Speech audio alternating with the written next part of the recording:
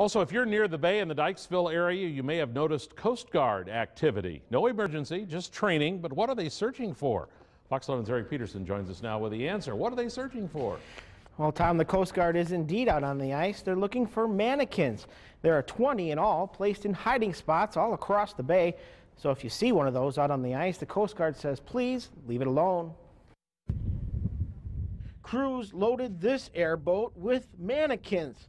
For the next 2 weeks, the plastic statues and 2 snowmobile decoys will spend all day and all night out on the ice. There's some targets that are about 3.5 miles that way, and then they're all about 2.5 miles to 3 miles apart. It's a new training method the Coast Guard hopes will improve efficiencies when it comes to ice rescue. And we're going to have a couple of different search platforms, H-65 helicopter, SPC airboat, run certain search patterns. Don Decker is the project manager.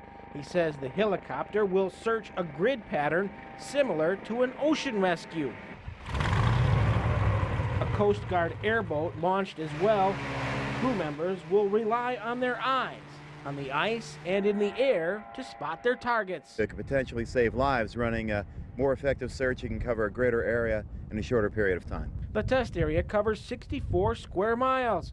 But those who use this part of the lake on a regular basis say it's time well spent. I think with the way the ice conditions have been the last couple of years, I think it's really going to pay off because we're just going to keep seeing that ice move around like that. In the meantime, if fishermen or snowmobilers run into one of these on the bay, the Coast Guard has one piece of advice. Yeah, if you see our mannequins out on the ice, please let them be. They're perfectly happy where they are.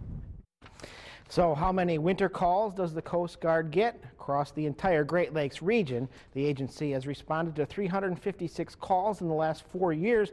That averages out to about 89 calls a year for assistance. Tom?